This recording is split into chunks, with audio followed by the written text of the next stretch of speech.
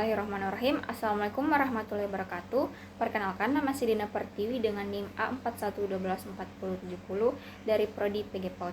Di sini saya akan menjelaskan materi tentang hak dan kewajiban warga negara dan penegakan hukum yang berkeadilan. Hak adalah kuasa untuk menerima atau melakukan sesuatu yang semestinya diterima atau dilakukan oleh pihak tertentu dan tidak dapat oleh pihak lain manapun juga, yang pada prinsipnya dapat dituntut secara paksa olehnya. Hak dan kewajiban merupakan sesuatu yang tidak dapat dipisahkan, akan tetapi terjadi pertentangan karena hak dan kewajiban tidak seimbang, bahwa setiap warga negara memiliki hak dan kewajiban untuk mendapatkan penghidupan yang layak, tetapi kenyataannya banyak warga negara yang belum merasakan kesejahteraan dan menjalani kehidupan.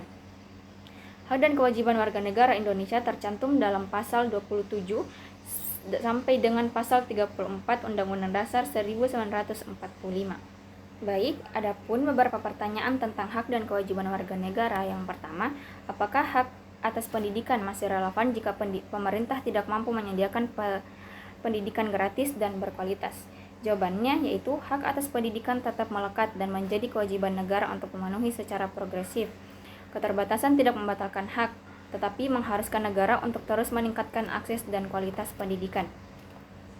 Pertanyaan yang kedua, bagaimana cara warga negara dapat memperjuangkan haknya?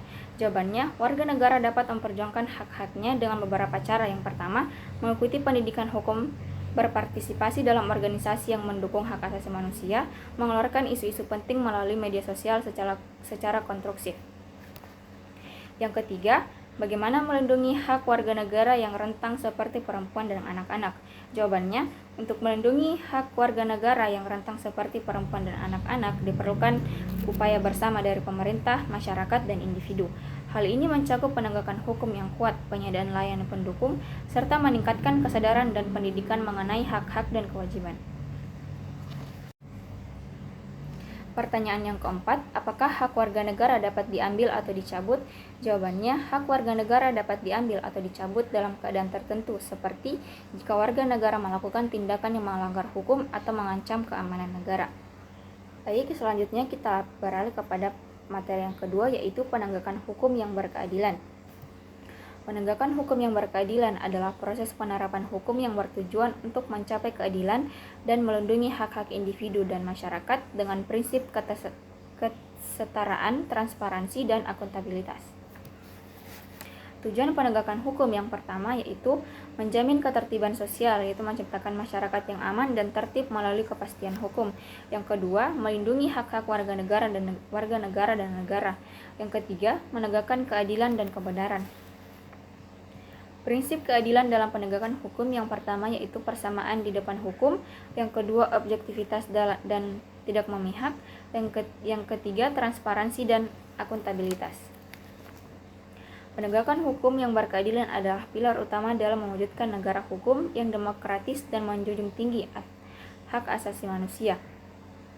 Keadilan harus ditegakkan tanpa pandang bulu berdasarkan kebenaran dan melalui proses hukum yang transparan serta objektif.